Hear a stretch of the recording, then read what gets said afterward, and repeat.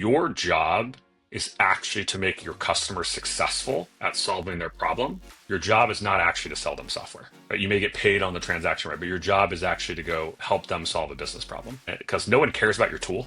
They just care about the problem that theoretically your tool is going to go solve. And so like at Brex, as an example, we actually pay our reps more for deals when our customers are more successful in our products. So if the customers are more successful, you actually get paid more. If the customer is less successful, you get paid less. Welcome to the Elite Selling Podcast, where we sit down with the best sales leaders in the world to unpack the real skills that set elite sellers apart. I'm your host, Griffin Reilly, Strategic Account Executive at Reliance AI, and I'm joined by my good friend and co-host, Frankie Vignone, Strategic Account Executive at ClickUp. And today's episode is one you do not want to miss. Today we are talking to Garrett Marker, the Chief Revenue Officer at Brex. But Garrett didn't just land at the top by chance. He's been the #1 rep at LinkedIn. He's built high growth teams at Braze and now leads revenue for one of the fastest scaling fintech companies in the world. We are here to break down Garrett's definition of an elite seller, reasons why he believes the great sellers run towards competition, not away from it. You'll hear why he believes the best sellers choose the hardest markets, the toughest companies, and the fiercest competition, because that's where the real money and real growth live. And if you want practical tactics, we've got you covered. Garrett shares how tips from the movie 8 Mile can help you build trust with big buyers, and how changing your demo mentality can literally double your win rates, and what it means to run towards the fire if you want to move up fast in this industry. So whether you're an AE trying to break quota, if you're an SDR chasing a next step, or maybe a sales leader building a winning team, we've got plenty of takeaways from today's episode. Let's get into it. Here's Garrett on the Elite Selling Podcast.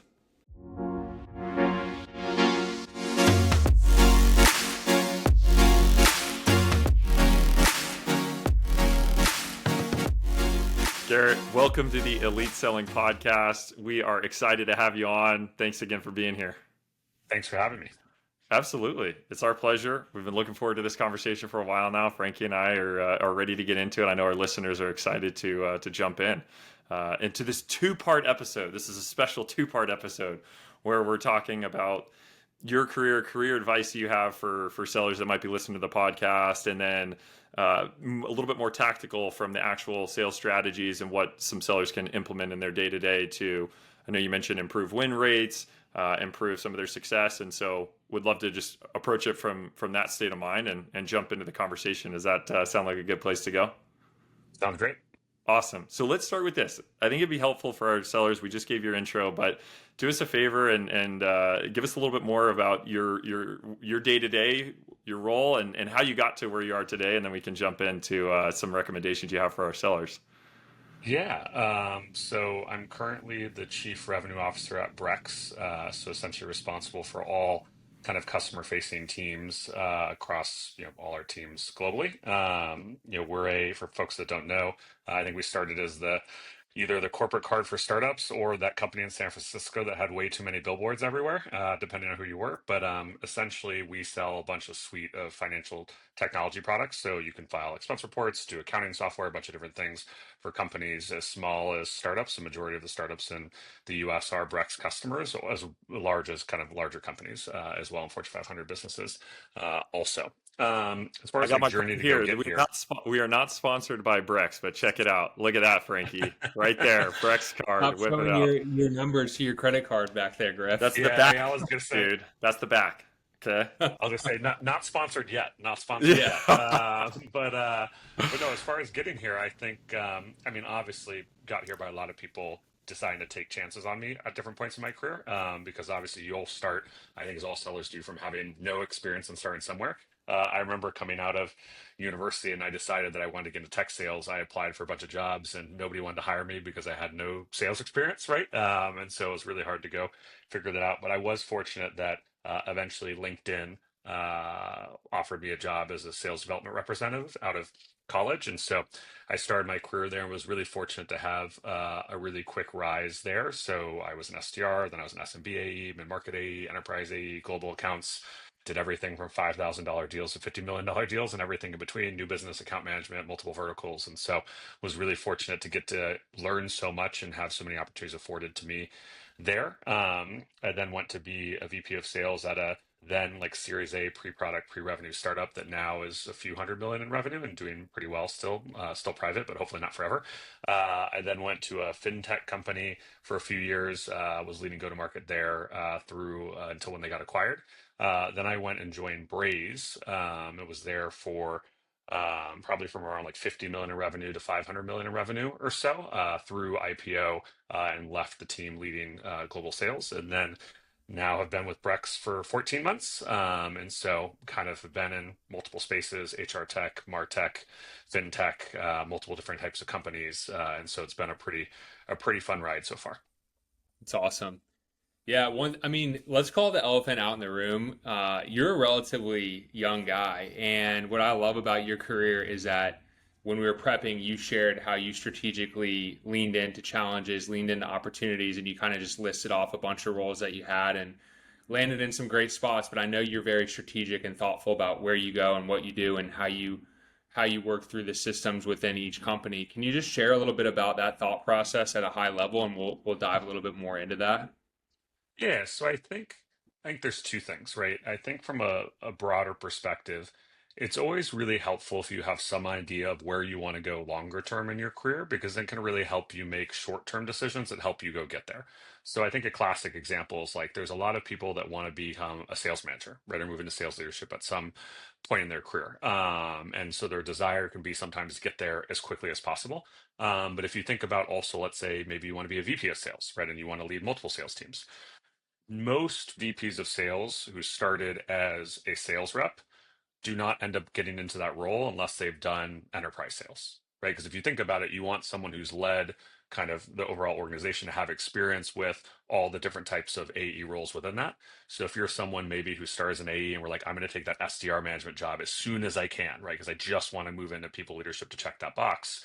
In the short term, that can seem great, but actually in the long term, you might be doing yourself a disservice for that other job because when you eventually interview for the VP of sales role, they're going to be like, hey, have you led any big sales teams with big revenue numbers? And you're going to say, no, I've only managed SDRs. And they're going to say, well, interview process over, like we're going to keep on talking to you about this role. And so I think having some idea as to what you want to do longer term is helpful. And then actually looking at a lot of other people who've followed those paths and kind of looking and getting pattern recognition from what they want to do. So if you want to be a CRO, VP of sales, sales director, whatever it is, fortunately, there's a lot of other people who've gotten those jobs. And so if you actually look at the journeys that they've taken, you can start getting that kind of pattern recognition of, oh, here's the different types of roles and experiences that I might need to pick up to be kind of more valuable for other pieces. And so that's definitely something that I kept in mind. So not just the choice around wanting to get into like being an AE manager versus an SDR when getting the opportunity to go move into sales leadership, but also as things like when I went to Braze, a big reason for doing that is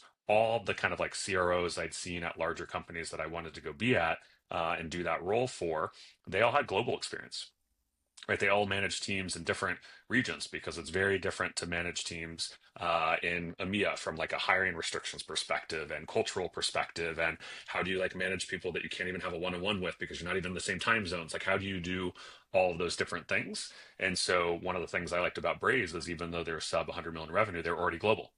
Right. And I knew that if I did well, I'd have opportunities to take on global roles. And that was something that at that time, I didn't really have that experience in a leadership capacity. So it was really, again, all about, I think, knowing what I wanted to do long term, looking at other people who followed that path, and then trying to kind of repeat as many of those areas as possible and think about individual short-term career decisions, not just in the context of like, was that a better role? Would I like it? But also if I had to pick between roles, which one was going to help me more likely get to where I wanted to go long term. And as with anything, it just means you have less wasted effort, right? And that's kind of how you can maybe get to a role a little bit younger, is if you do well and you maybe don't have to have many wasted motions, you can get to the outcome you want a little bit faster. Yeah. No, that makes a lot of sense. And my follow-up question to that is, did you have, I'm sure you did, but people that you're looking towards and talking to about those career decisions? And I guess even before that, like, did you kind of know you wanted to become a CRO early on in your career and like you charted out your path that way? Because I'm thinking, for myself or as a listener, I'm still trying to figure out what I want to do half the time, and I'm sure a lot of people are in that boat too. Griff, don't say anything, man. He has to hear me venting after a tough week of sales calls. But I would imagine like a lot of people are sitting here and listening and thinking, well, that's nice, Garrett, you got it all figured out, but like, how do I even figure out what to do in my day to day and like map this path out? What's your advice there? Well, rumor has it, Frankie, you closed a big deal today, so I'm sure it wasn't too Come bad this on, week. But Frankie. Yeah, Well, exactly. it's a good week so far. Come on. but when thinking about yeah, so I definitely had people that I worked with and people to help me figure it out. So actually, when I was coming out of college, um, this is going to sound really obnoxious, but like I was like, I want to be a C-suite exec at a tech company, like a public one, right? That's what I There want you to go go. do. And it was like, of course, because I'm 21 and I even know what that means, right? Like I don't even know what that job is. Yeah. And my parents would be like, well, what function? I'm like, I don't know. Doesn't really matter, just one of them. And it's like, okay. And first of all, lesson learned. Nobody will hire you to do that when you're 21 coming out of college. So the kind of focus was, okay, well, if that's what I think I want to do, how do I learn about what that is, right? And how do I learn about how to go get there? And so one thing I was really fortunate to be able to do is find C-suite executives at tech companies that were willing to go talk to me when I was that age. And I actually met like the CMO of NetApp and the CRO of Qualcomm and a bunch of people in those kind of roles at different companies. And I actually asked them a lot of questions around, what do you do today? How did you go get there? What were the choices you made? And all that kind of stuff to try to get some of that different pattern recognition. And what I think I learned through that experience, I think, was a couple things, right? One was I think CRO was probably the job that I was going to want to go do because of all the different positions, that's the one where the scoreboard was very clear. I'm a very competitive person, and so I liked the concept that it was very clear if you did well or did poorly in that role. And I think I also then learned what are the different things that you might need to do to go get there. And so I leveraged Gary and other people then kind of as mentors I to think try we to lost figure him. out what are the things I need to Like do Griff. over time. But No, we're good to go. Go for it. Cool. cool. So yeah, so I find as far as figuring out what you want to go do from your career, yes, right. So I think there's a couple things, right? One, coming out of college, I wanted to be a C-suite executive at a public tech company, which, obviously is a job you can go get out of school, as I found out when nobody wanted to talk to me for those roles, and it wasn't really something that you could go get. And I don't even think I knew what people did in It's all those about roles. looking the part. You just got to get a blazer and you're good to Absolutely. go. 100%. Yeah. And the best part is now that I have a job like that, it's not at all what I thought it would have been at that time, right? So it's like I had no idea what we really did in those instances. But thinking that that's something that I might want to go do long term, the way I developed that is I actually was really fortunate during school to be able to meet a lot of people in roles like that and get to ask them what they were doing, how they got there, what career choices they made. I met like the CMO of NetApp, the CRO of Qualcomm, like a bunch of different people at different organizations. And it was the conversation with the CRO of Qualcomm that kind of made me be like, oh, like that's when I thought that might be a job that I'd want to go do because I love that in go to market, it was very numbers oriented, right? You had a goal, you knew if you hit it or you didn't, you knew if you're successful or not. I always say internally at Brex, I don't want to argue about what the goal is. I just want to argue about how to get there. And I think in a lot of other functions, you spend a lot of time deciding what you should go work on, where in go to market, it's just how do you go get there? And then also, I liked that, in that kind of role, the one thing I always say about sales is that, especially like an SDR job, is the only hard requirement is that you have to want to do the job, right? Like you don't need to get a doctorate, like you don't need to get a law degree, you don't have to pass the bar, you don't have to do anything like that, right? To a certain degree, you just have to want to be successful.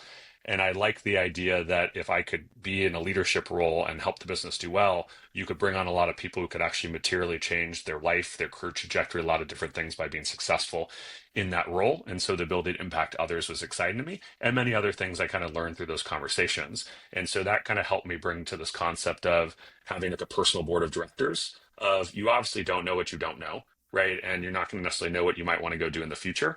But if you can find a few people, right, who are maybe a step ahead of you or two step ahead of you in their career, who maybe were earlier in their life and career at a point that you're at now, and actually ask them questions around what they're doing, why they did it, what decisions they made, why they decided to go the path they're on versus a different one, what they want to do after what they're doing now, if anything different, that can be a really great experience because it's basically like having someone who lived the next couple years of your life for you and learning from the experiences they have and kind of walking that back to what you want to do. So that concept that I think I started doing unknowingly in college when trying to figure out what I wanted to do after school, I think I've applied to my career later to kind of try to figure out, okay, what are the things that I might want to do and learn from what other people have done? So that way, ideally, I walked into things eyes wide open and kind of knowing what I was getting into versus just taking stuff and then figuring out later whether I actually liked it or not. That's great. I mean, I know Frankie is big on having mentors and folks in your corner that are helping guide and steer you. And full transparency for the listeners, like that's why we started the podcast, was to try and give sellers like their own little on-demand board of directors, right? Some recommendations, and that's definitely a great recommendation for some of the sellers earlier in their career. But even if you're later in your career, you can always get a second opinion. And I mean, you got to I still have reach people out. today, right? Like There I you go. have people who, I mean, like Kelly Wright was on your podcast, I believe, right? Yeah, And was CRO of Kelly. Tableau and someone who's on the board of a previous company I was at. And there's a lot of things I learned from her. And there's lots of other people who are CROs or presidents of bigger companies who have done it for longer that I tap for advice all the time and trying to go think about things. So it never stops, right? It's just maybe the people you talk to become a little bit different.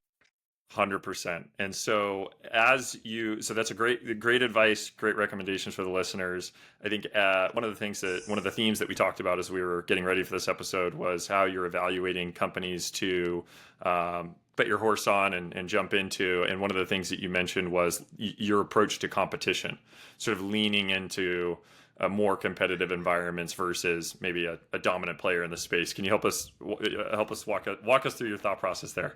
Yeah, absolutely. No, I'm a big proponent of people pursuing companies where there's more competition versus less. If you have to go have the opportunity to choose where you go work, especially in sales.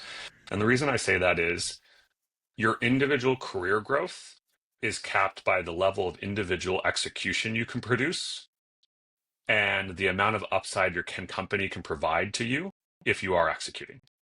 So I always joked when I was at a startup and we doubled the size of the team. It's like the sales team went from 1 to 2.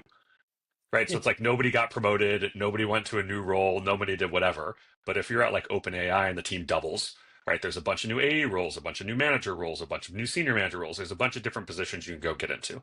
And you obviously have to do well, because if you don't do well, you're never going to go move into the job. But the job has to exist for you to go move into it. And so I find that when you're in a competitive space, there's usually multiple competitors for a reason because it's a big market that people want to try to go win. And so it's usually a great place to go start, generally speaking, because it's going to go have the element of if you're the one who does well at that company, you're going to be able to move into those different roles. I think the other element of why it's interesting is for some people, moving into getting promoted and doing different roles is their goal. But I find for some people, a different goal, an additional goal might be I want to go make the most money possible. I want to be 500% of my number. I want to be the $1 million a year seller, whatever it is. And you're actually more likely to do that at a company that has a lot of competition. When you're at a company where it's easy to sell, usually what the business does is just ratchets up quotas a bunch and everybody's attainment ends up being like in a very narrow band, which is sort of what you want from a leadership perspective because it's a little bit more predictable. But if you're at a company where it's more competitive, as you all know, sometimes individual execution of a sales cycle can be the difference between a win or a loss. That matters even more at a company where it's competitive. And so I find at companies where the competition's high, that's where instead of having everybody between 70 and 100% of attainment or whatever it is, you have a bunch of people, maybe not a bunch of people, you have some people at like 500% and you'll have some people at 25%. Well, if you're the best person, 500% is way better than being the best person at a company where you're going to be capped out at like 200%. And so I actually find that if you're really, really good, you have a better opportunity to go differentiate yourself. So I think about myself. I was the number one seller at LinkedIn multiple times in multiple different segments, but I was doing like 200% of my number. The number one seller at Brex is doing like 1,000%, right? The number one seller at Braze is doing 500%, right? So if you want to break the comp plan, you kind of have to be somewhere competitive to be able to go have that opportunity. And so just like in a short term, that's where you're going to have the most upward career mobility at those companies or short-term earning potential. But thinking about it long term, if you're able to sell in a competitive environment, you can sell in an easy one. If you can sell in an easy one, you can't go sell in a competitive one. So if you actually think about long term, it gives you more options for the type of companies you can go to and be successful. And quite frankly, it also makes you a more appealing candidate, right? Like as a leader, like I don't really want to hire someone who can only succeed when everything's perfect. I prefer someone who can go do well in a competitive environment. And so in some ways, outside of a company as well, you then have a more desirable skill set and are more likely to get whatever role you want. So in my mind, all kind of roads point towards picking competitive companies, no matter what you're trying to go optimize for in your individual sales career. Yeah. And with the competitive companies, if they're doing well and there's a lot of players in their space, like competition outside internally, they're probably going to have some type of playbook or enablement that's going to make you a better seller, where the best people are going in and they're learning, they're repeating it, and then you can go learn from those top sellers and then become, one of those top ones that are doing 500, 1,000%, whatever that looks like. So I'm curious, when you're at LinkedIn, like what were you doing to set yourself apart? Like, were you following some type of playbook, or were you getting around good people? Like, what was the differentiator there? I know it might be tough to answer in a couple. Yeah, no. Well, it's funny. It's like it's you kind of touched on it, and it's going to sound pretty simple, but in a lot of ways, it really just came down to copying what the best people did, figuring out how to do that a little bit better than they did it, and then ensuring that I did it at much more volume than anybody else would. So when I became an AE at LinkedIn, the number one sellers the year before were Nicole Seuss and Justin Geller.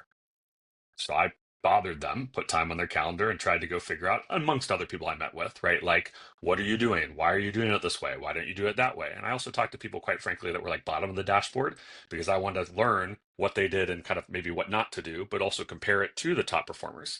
And, through that experience, I saw some patterns of, oh, these seem to be the things knowingly or unknowingly that the best people are doing, right? And these are some of the things that some of the other folks were doing.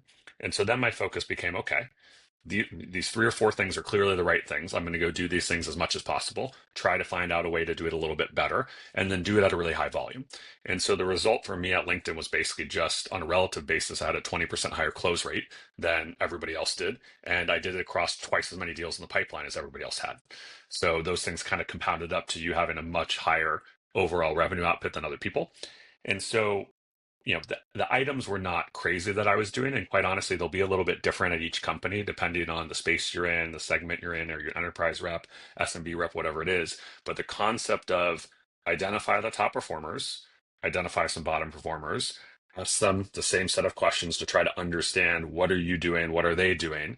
Compare and contrast, see what's being done uniquely by the people who are doing it well, figuring out how to do that better than them, and then doing that at a high volume is going to go work really, really well, no matter what company you're at.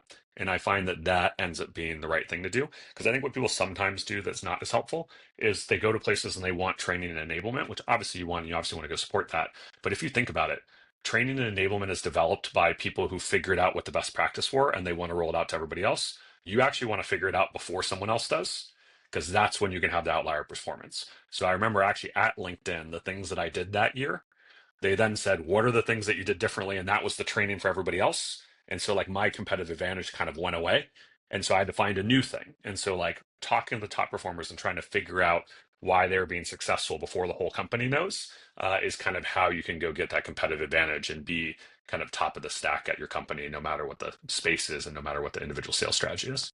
These are hot takes. Never been shared before on the podcast. For real. This is good. I love I it. love it. Yeah, absolutely. Well, and I think that all led to, and you mentioned this at the top of the episode, which was you closed some smaller deals, but then you close, I think you said 50 million. So I got to ask, like, let's walk us through that one. You don't have to share the logo, but was that an expand? Was that a land? Like, how did that materialize? I'm curious if you can focus on another one, but you said 50 Yeah, million. so so I there's like that. a couple bigger deals. I think there's one, not that one in particular, but I think one that will actually Okay. be like pretty interesting, generally speaking, because I think it's maybe one that I'm really proud of, let's say, generally Nice. speaking. And I think it's kind of a good learning for other people. And so this was the deal with Sony, which I think people probably like know that brand, if familiar, have a PlayStation, Sony Yeah. Pictures, like whatever, like familiar with those things. And so what was actually interesting about that account is they were already a customer, right? So there's like a massive upsell kind of in this context. And when I got the customer day one, they were like, hey, just so you know, nice to meet you, new guy, all this stuff. We have no more budget. The last four people tried. We're not going to go spend any more with you, and that's it. And mind you, my quota was to grow them by like 40%, and it was like the only account I Yes. had. So it's like thrilling. This is going to be a great year, right? Like it's Yeah. going to go be awesome. So glad I took this job. And so, but I didn't really have any other choice, right? Like I had to go figure out a way to grow that account. Otherwise, I wasn't going to go do very well. And so I did research. I listened to their earnings calls. I read their 10Ks. Right, this was before AI, so I had to actually read it, right, and actually go through all the different stuff. I think I also had to take like a managerial finance account class because I don't even think I knew what the terms of the 10K were, right? So like I did all this kind of stuff, and one of the things that I saw coming up is, and I was selling recruitment software, is that it looked like they were behind. One of the risk factors was they're behind in hiring engineers. And what I kind of put two and together on is, well, they're probably, I'm reading the news about, PlayStation 3 or PlayStation 4, whatever it was, rumors about a new game system coming out from them. And, I was a kid once, right? So I was like, well, what do you want for Christmas? You want the new game system, and then you get all the games that come with it. But once you have, a PlayStation, you're probably not getting an Xbox. Or once you have an Xbox, you're probably not getting something else. At least that's how my household was. I didn't get to have multiple game systems, right? It's like the one I had was the one I had, and that was it. And so I started thinking about it, and I was like, you know what? They're going to lose like billions of dollars if they don't hire these people on time to build this thing and get it shipped by Christmas. Like, if I'm an engineer, like I probably really care about that, right? And I probably spent a lot of money to go solve that problem. And so I said, okay, I'm going to figure out how to get in touch with the people who are probably leading that project. I understand they're not recruiters. I understand it's not their budget. I understand it's not the tools they go use, but I think they're the ones who actually have the problem, and I'll figure out a way to get in touch with them. And so I was able to figure out a way to get in touch with them, had some conversations, and it got to the point where they literally told me, whatever you have that can help us, we will buy it, right? Because once they believed that we could go make the difference, money was not the issue. And it was really funny because then the TA people who were never going to go spend more money came back and all of a sudden had some money to spend. And it was So, actually funny. I remember when we did that deal, we sort of like ran out of products to sell. Like we could have charged them more money if we had more things, but like we wow. just didn't have anything else they could use, right? They were buying the full product suite for everybody. They were all going to go use it, but it's because we essentially identified a multi-billion dollar problem. We multi-threaded into a bunch of different organizations, some of which probably you would never talk to when selling recruiting software, and we're able to build kind of a cross-functional business case where this was like the most important thing for the company to go solve. And so I think those are the things that were really interesting because I find with most people, right, it's like I sell HR tech software, I talk to the HR person. I sell MarTech, I talk to the CMO, right? I sell FinTech, I talk to the CFO. But for me, multi-threading went well beyond just the core constituency that buys and uses your product. It's other people that maybe are impacted by the business outcomes of having that problem solved or not. And so I think doing that made me feel like I had really good execution there. And so obviously the deal was big, helped me get to President's Club, like was all awesome stuff from that perspective. But I think it was kind of like yeah, I sold HR recruiting software to a CTO was kind of a cool thing because people weren't really doing that, right? They're primarily focused on CHRO, VP of Talent Acquisition, like the ICPs that you would sort of expect in those roles, but they also weren't getting as big of deals, right, as I was able to go get with them. Yeah. I mean, Awesome. two key things I heard there. Number one is Sony was, I think, your only account or one of the only accounts you're working on. So you had your entire focus on that where they told you they're not going to spend any more money and you went in and you found a way. I think that's the power of focus.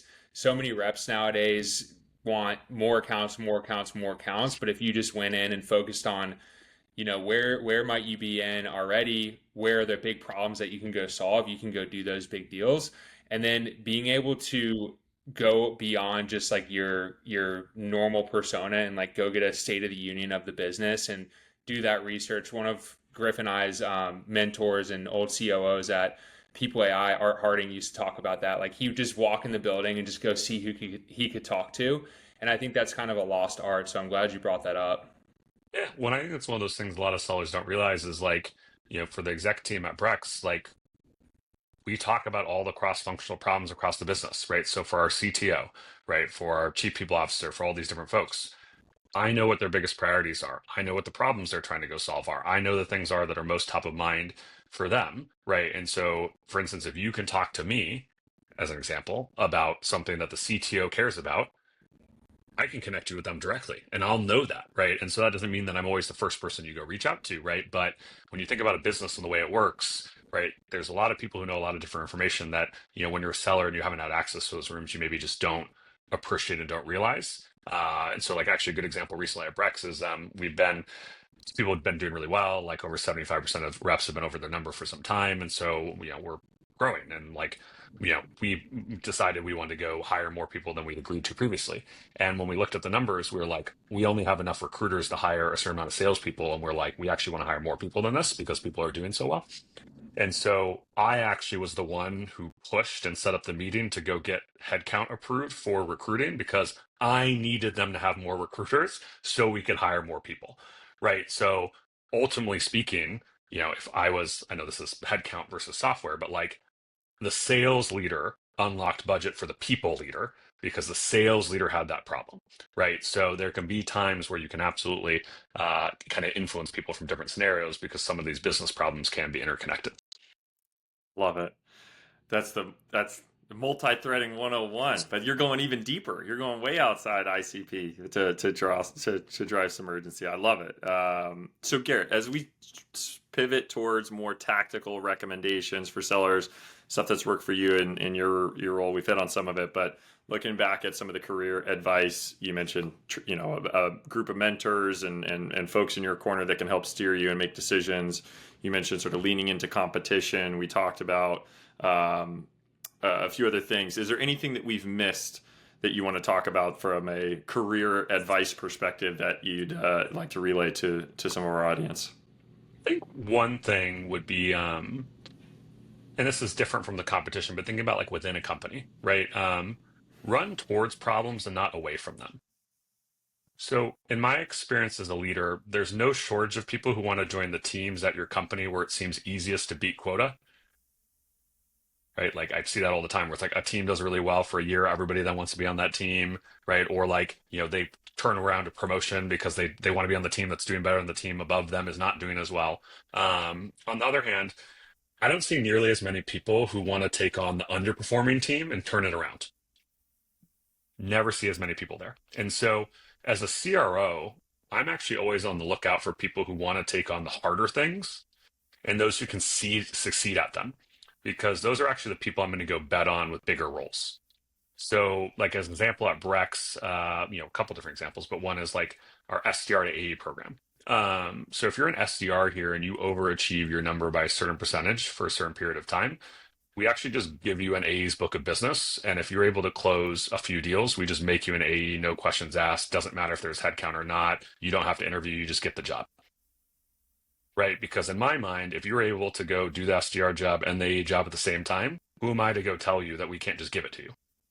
Right? And actually, the person who leads that program now, right, and actually has all those AEs on their team was an SDR manager, right, who wanted to go be an AE manager. And we basically said, okay, build the case for it making sense. And they did. And they also didn't have to interview and they just got the job.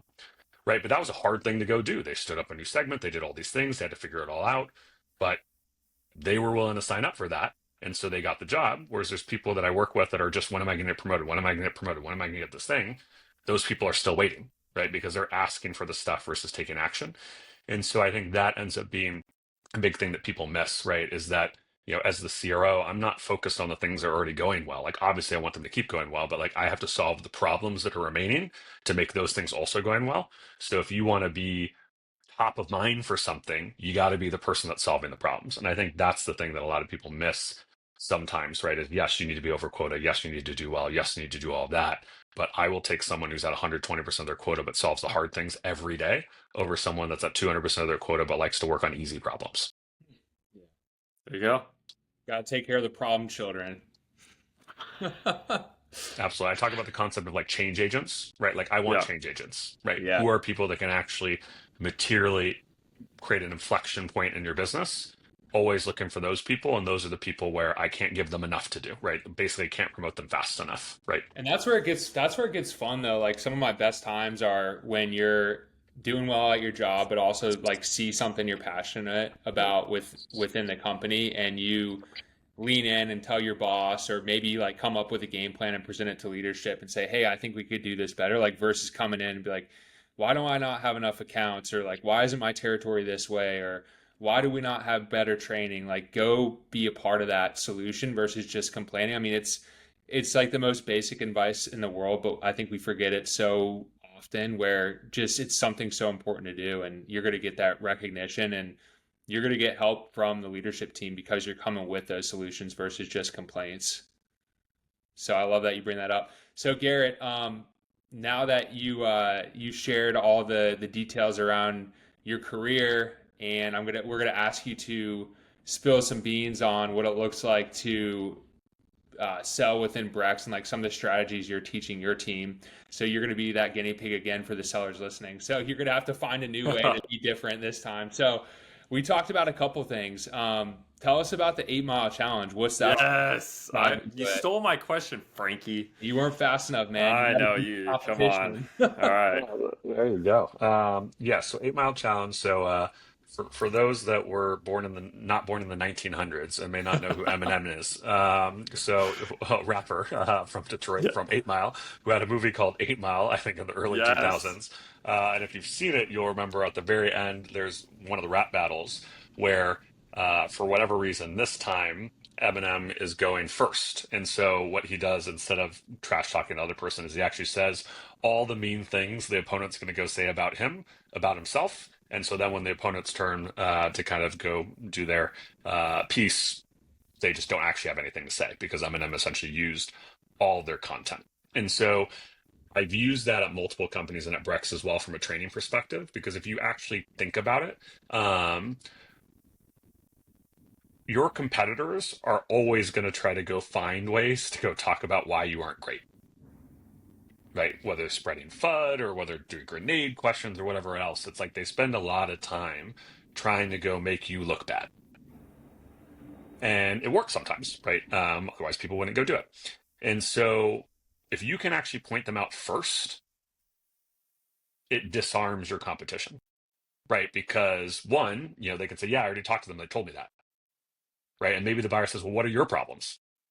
That person's caught on the back foot, right? They're not expecting that question. They don't know how to react in that situation. Right. And also when you think about it, for a lot of people, they buy things based off trust. And so when you think about these competitive markets, right, the average response that we get for a demo at Brex, it was same as Braze, it's same with the other companies I've been in at competitive markets, is this looks exactly the same as the 5 other tools I looked at. So you're going to win based off better sales execution. Right, not necessarily a better product, which is why, again, competitive markets are great, because if you have great sales execution, you're actually going to win every time because your product's never going to be worse than someone else's. You always have a chance. And so when we think about it from that perspective, right, if you're the one who is willing to kind of break the cycle and say what you're not good at, they're going to trust you more. Because think about it, every single person you're selling to knows that you get paid a bunch of money to go talk about how your product's the best.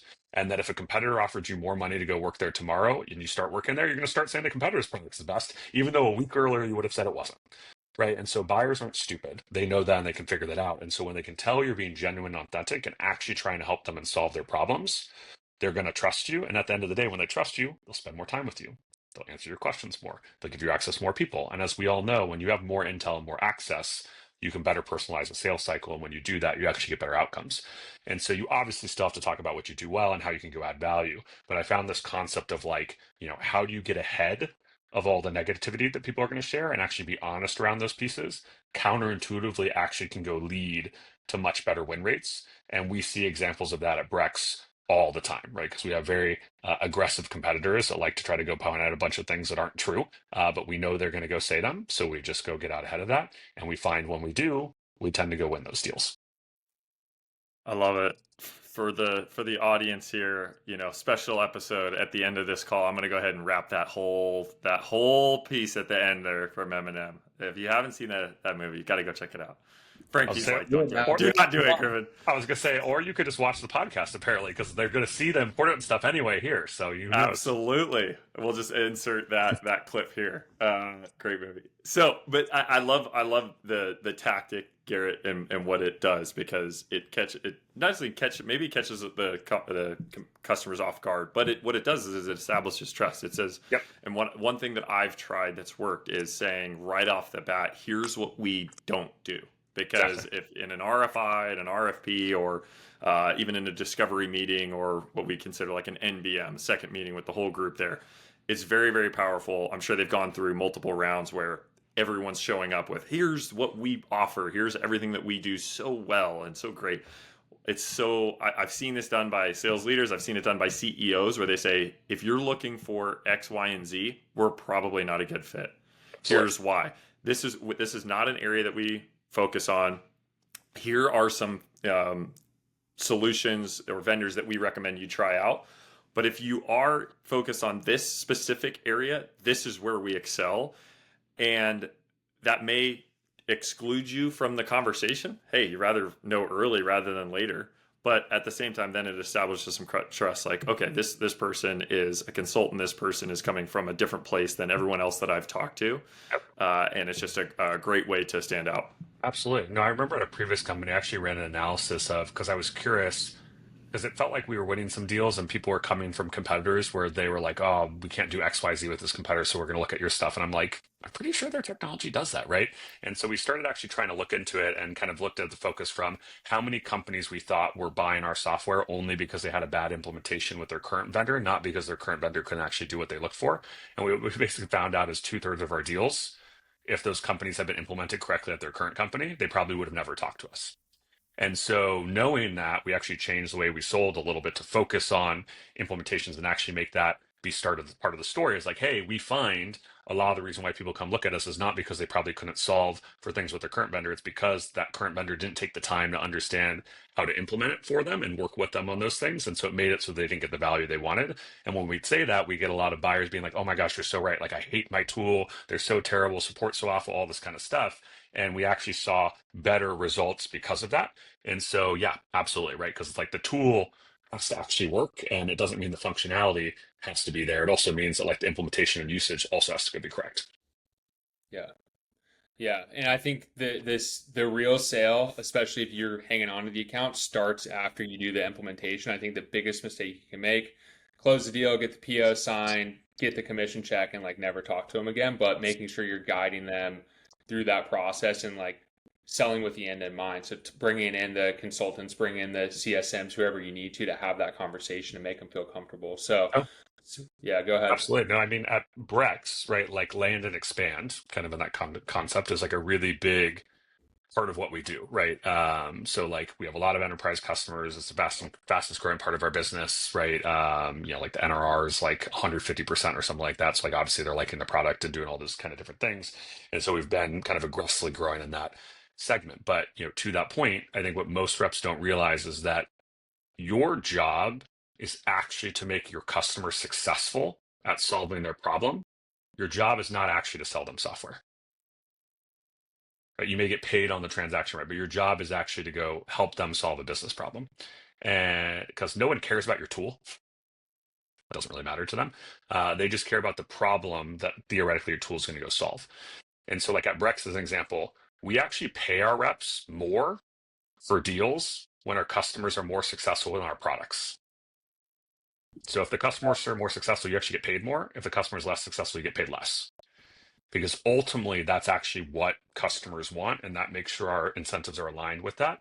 And unsurprisingly, when we made changes like that, we can have like 150% NRR in those segments, right? Best in class type metrics, because the team is very, very invested in making sure they get the value they expected from those products. And so that has actually really helped us, generally speaking, because now the team is very open to like landing with the deal, growing it the right way, helping the customer get the value that they want over time, and really invested in making sure they see that all the way through. And customers obviously tend to appreciate that kind of experience. But that's why, and I probably sound like a broken record for our audience that listens consistently, but the focus on ICP, like that to me is because your sales doesn't really start until after they buy. That's not your job. Your job isn't to sell them software, it's to make them successful. What you can control as a seller is you really have to get laser focused on who are the right customers for this software or this product that I'm selling, because it's not a one size fits all. It's attractive to go after the Cisco's and the massive companies of the world, but they might be terrible fit for your product.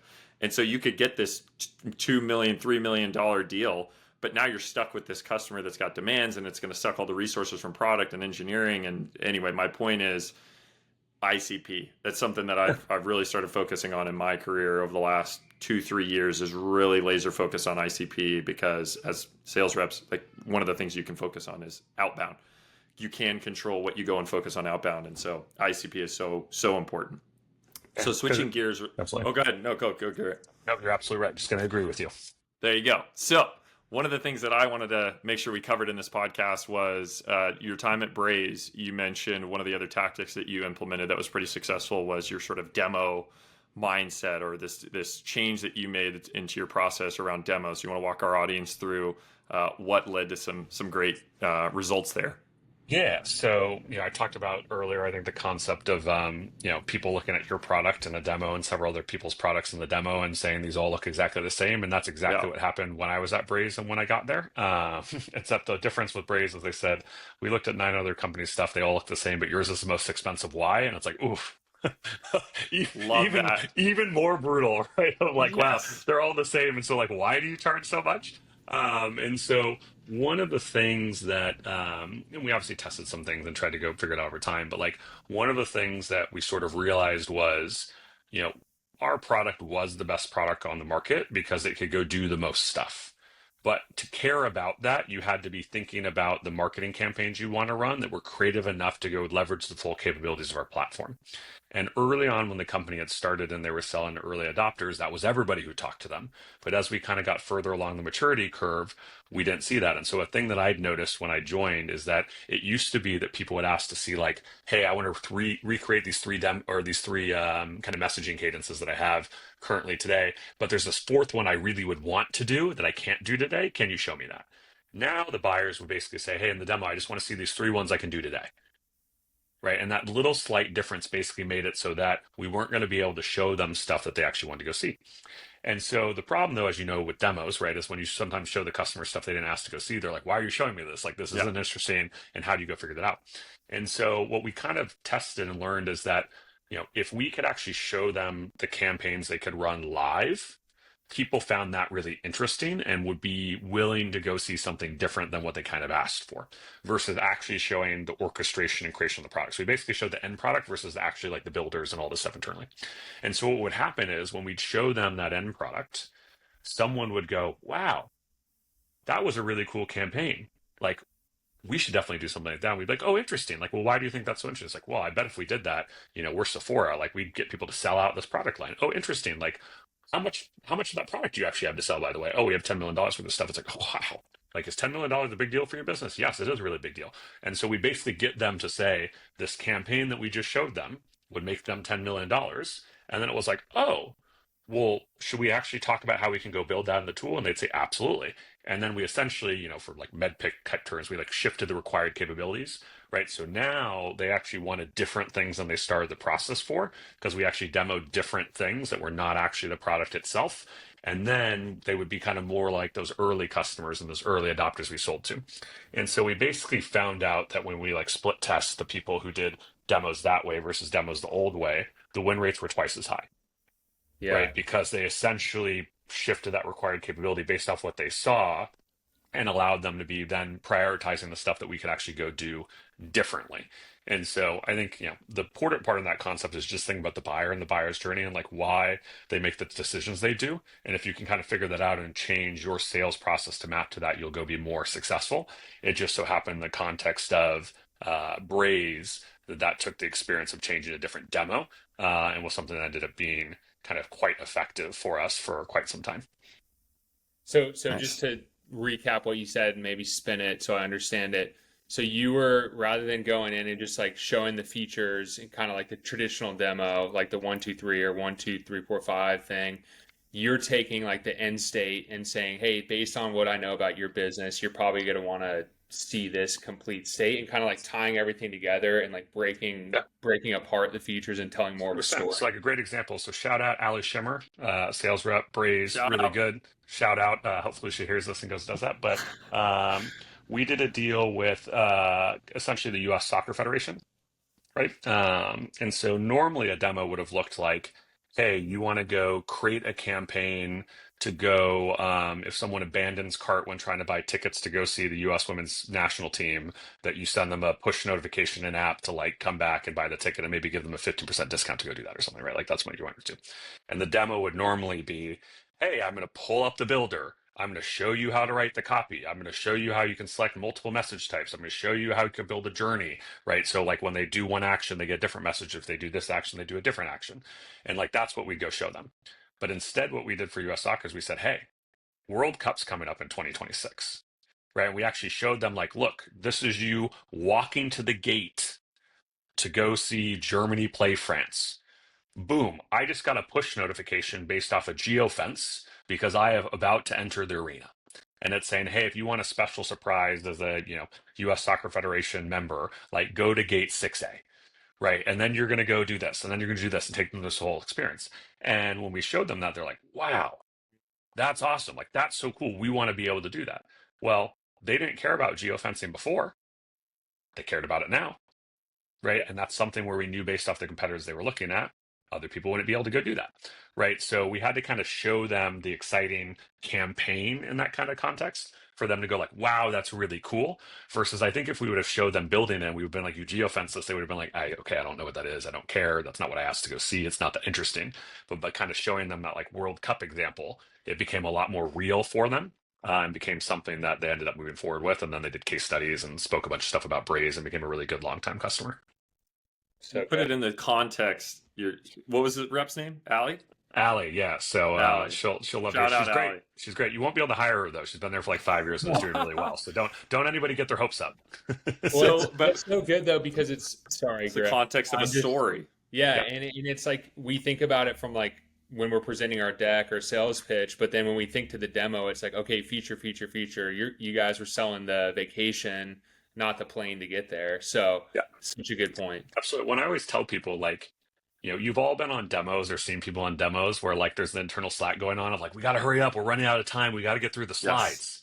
Right. And I always say the goal of the demo is not to show them all the slides. Right. The goal of the demo is at the end that they say, wow, your tool is so much better than anything else I've seen. I got to buy that.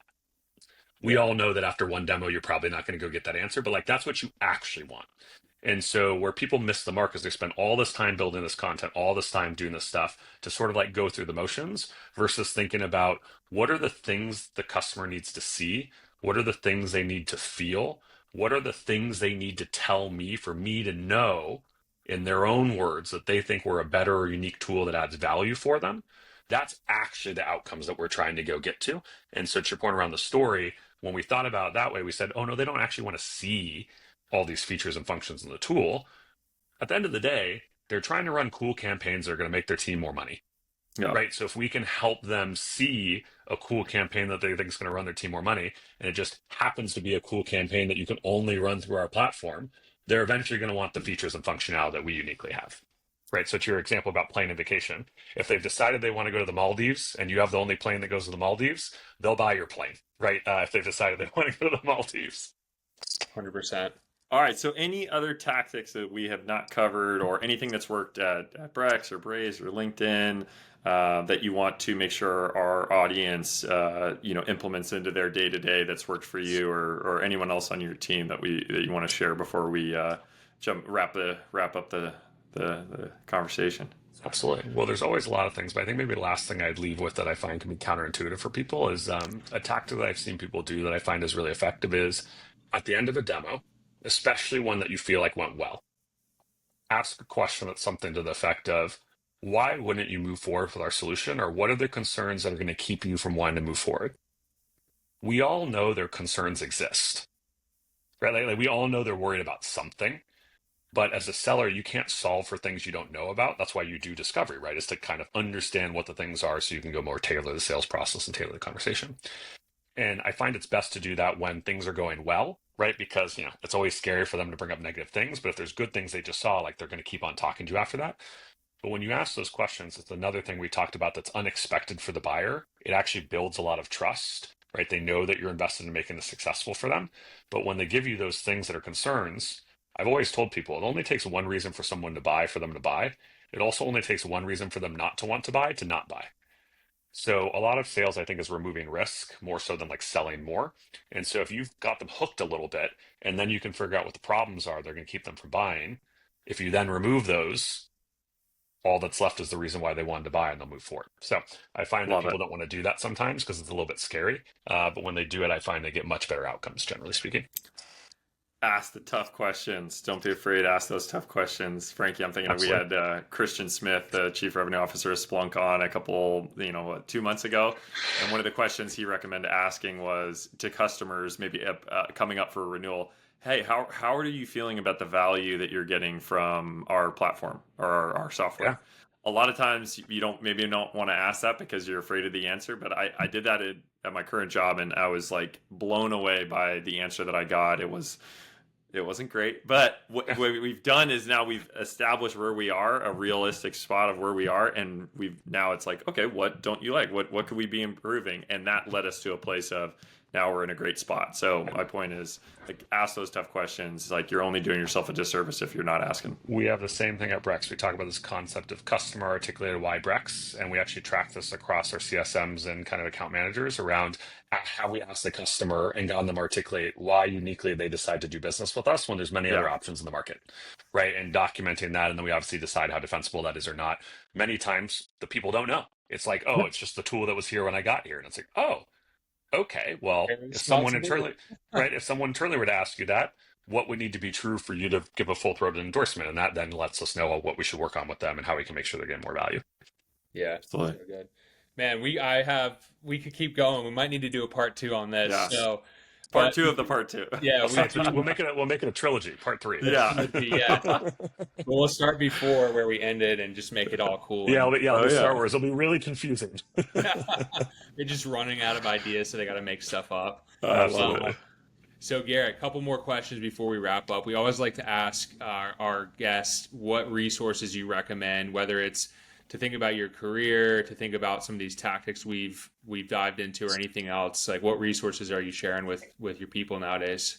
Yeah, there's a book that I like that I recommend to people sometimes, and it's called Influence, the Psychology of Persuasion. I feel like a lot of people get recommended sales books all the time. This book is just like straight up a psychology book that I had to read like in college for psychology. But I find it to be really interesting because it talks a lot about things like if you've ever been walking down the street of a city and you have someone who's trying to solicit you, right? It actually talks about like those people get trained to do it in a certain way that makes you more likely to engage with them than if they did it a different way, right? And so there's a lot of things around people and kind of how their psychology works where you're more likely to do something or not based off how someone shows up and how they do different things. And I find when you're thinking about sales, right, in some ways you're trying to do a lot of micro influencing.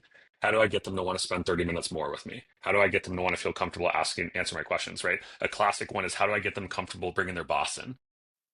Right to the sales process so I can go talk to someone more senior to get their boss to connect with my CRO or whoever it is at our company. And so the book talks a lot about things like that. And I find that to be really interesting and helpful because if you can kind of understand those patterns, it doesn't just make you more effective in sales. Ideally, it just makes you a more effective problem solver with people and cross-functional challenges and different things that you might go to. So I find that that's one that maybe people haven't always gotten recommended, but people that have actually read the book told me they found it was helpful. So Awesome. I love it. Influence, the Psychology of Persuasion. We got to check it out. I got the Amazon link pulled up. Done. It's in the cart. Love it. Awesome. Garrett, we always wrap with our same question. We love to get our guest definition of an elite seller. Give us your hot take. How do you define an elite seller? I think an elite seller is someone that's comfortable being uncomfortable. So we talked about the concept of like asking the hard question, right? Earlier, we talked about the concept of not afraid to try something new, right? Build the best practice before someone gives it to you. Go over the top to the more senior stakeholder.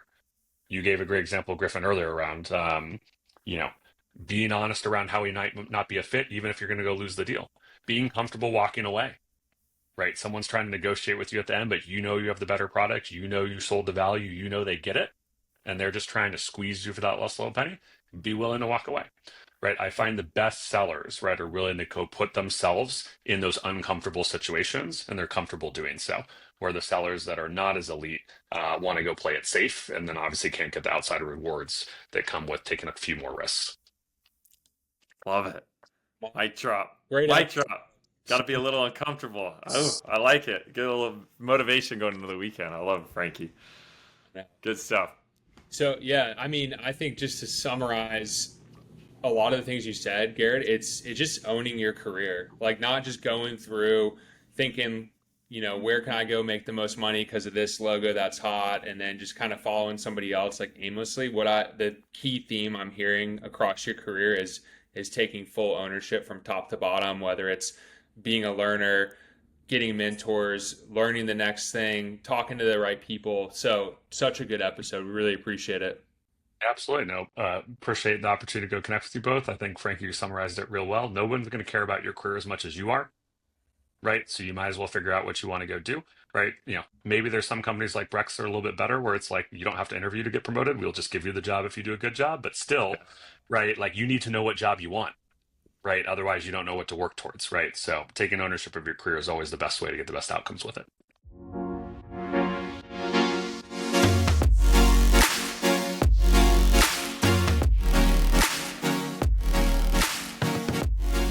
Thanks for joining us on the Elite Selling Podcast. So many good takeaways from this episode. A couple of my favorites were, number one, think about how you can run towards problems versus running away.